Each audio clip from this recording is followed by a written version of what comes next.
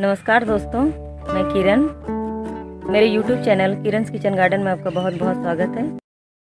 अभिनंदन। दोस्तों, यहाँ मैंने मूंगफली लगा रखी है और मूंगफली इस तरह से थर्माकोल के कंटेनर में लगा रखी है और इस तरह से 4 कंटेनर है थर्माकोल के जिसमें मैंने मूंगफली लगाई हुई है और इन सभी को मैंने लगाया था 8 अगस्त को। तो ये पूरे 1 मंथ के हो गए हैं। आज है 9 सितंबर, तो पूरे 1 मंथ के हो गए हैं और इसमें मैं डालने जा रही हूँ आज खाद। तो मैं किस तरह के खाद डालने जा रही हूँ आज वही आप सबों से शेयर करूँगी। पौधे बहुत हेल्दी चल रहे हैं और अपने छत पर मैंने इसे दूसरी बार लगाया है और ये बच्चों की रिक्वेस्ट थी तो मैंने इसे लगाया है और दूसरी बार लगाया है, लेकिन उतना एक्सपीरियंस नहीं है मुझे इसका। तो जो भी मैं इसका रिज़ल्ट होगा, जैसी भी इसकी फसल चलेगी, मैं आप सबों से इससे शेयर करूँगी। और आज पहली खाद डालने जा रही हूँ तो आप सबों से शेयर कर रही हूँ। और ये देखिए, इसमें फूल आ गई हैं, फूल बनने लगी हैं।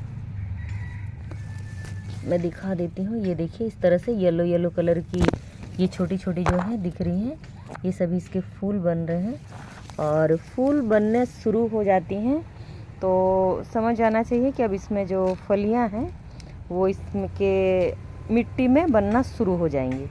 तो फलियां बनना शुरू होंगी तो मैं इसमें अब खाद डाल रही हूँ और आप सबों से यही शेयर करना था। तो चलिए मैं दिखाती हूँ कि मैं कौन से खाद डालने वाली हूँ। दोस्तों, ये है गोबर की खाद जो पूरी 1 साल पुरानी है और गोबर की खाद मैं घर पर ही तैयार करती हूँ। तो ये पूरी 1 साल की तैयार खाद है, पूरी 1 साल सड़ी हुई खाद है ये। और ये है नॉर्मल मिट्टी जो इसमें सब कुछ मिक्स है, जो मैंने ठंड की सब्जियों के लिए मिक्स बन करके रखी हुई थी वो है। इसमें भूसी वगैरह मिली हुई है, टोटल चीज़ें इसमें मिली हुई हैं। और ये है रेत। तो जैसा कि मूंगफली की मिट्टी के लिए भुरभुरी मिट्टी चाहिए और तो उसके खाद में भी मैं रेत मिला रही हूँ। इसके अलावा देखिए, मैं थोड़ी सी सरसों खली है, ये थोड़ी सी सरसों खली मिला रही हूँ।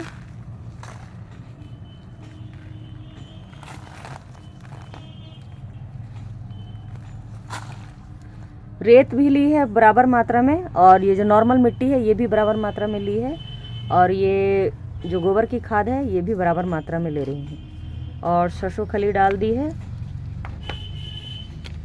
और थोड़ी सी मैं ऐड कर रही हूँ फंगीसाइड। दोस्तों, ये साफ़ की फंगीसाइड है और जब भी मैं खाद तैयार करती हूँ बारिश की सब्जियों के लिए उसमें फंगीसाइड ज़रूर डालती हूँ, क्योंकि बारिश के दिन है, बारिश के दिनों में मिट्टी में और उसकी जड़ों में फंगस लगने के चांसेस बहुत अधिक होते हैं। तो चलिए मिट्टी को मिक्स कर लेते हैं अच्छे से। और दोस्तों, मैंने इसमें रेत, मिट्टी और गोबर की खाद बराबर मात्रा में ली है और जो मिट्टी ली है उसमें पहले से ही भूसी मिली हुई है, तो वो मिट्टी पूरी भुरभुरी है।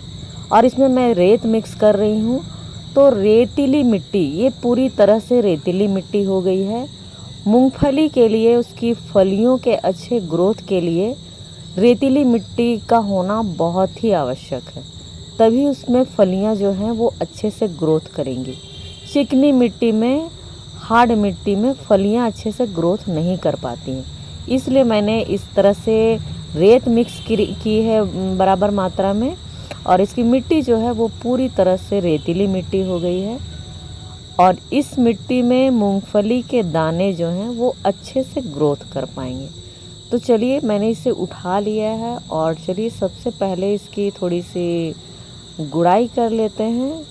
और इसमें खरपतवार बिल्कुल भी नहीं है, क्योंकि मैं संडे को इसके खरपतवार जो है सभी ग्रो बैग्स के मैं निकाल देती हूँ, तो खरपतवार नहीं है इसमें। बस हल्की सी चलिए इसमें गुड़ाई कर लेते हैं। खाद डालने से पहले गुड़ाई बहुत ही ज़रूरी होती है। गुड़ाई करने से इस तरह से जड़ों के पास की मिट्टी हल्की हो जाती है, तो जड़ों के पास जो है ऑक्सीजन बहुत ही आसानी से पहुंच जाती है और पेड़ पौधों की ग्रोथ जो है वो बहुत ही अच्छे से होती है। जड़ें ऑक्सीजन ले पाती हैं आसानी से, तो पेड़ पौधों की ग्रोथ भी अच्छी होती है। और ये लास्ट गुड़ाई होगी मूंगफली के पौधों में। इसके बाद इसकी फलियां जो है वो बनना शुरू हो जाएंगी, तो इसके बाद मैं दोबारा इसमें गुड़ाई नहीं करूँगी, क्योंकि जड़ों के पास ही फलियां बनती हैं, तो गुड़ाई करने से वो डिस्टर्ब हो जाएंगी। तो इस तरह से सिर्फ ऊपरी ऊपरी भाग में जड़ों के पास बस खाद डालते जाना है, और भी 2 बार और खाद डालूँगी। ये पहली खाद है।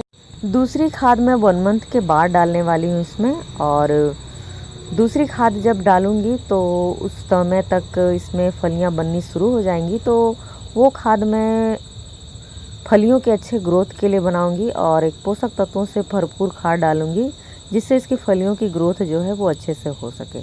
मूंगफली में फलियाँ हमेशा ऊपरी भाग में बनती है, बहुत गहराई में इसकी फलियाँ नहीं बनती हैं। तो जब भी हमें खाद डालना है, इसकी जड़ों को ढकते जाना है, ताकि वहाँ पर इसकी फलियाँ जो हैं वो अच्छे से ग्रोथ कर सके।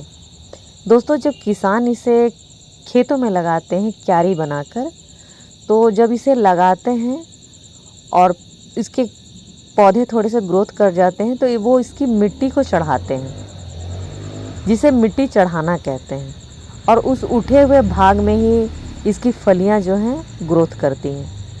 तो उस तरह से हम मिट्टी नहीं चढ़ा सकते, क्योंकि हमने इसे कंटेनर में लगा रखा है।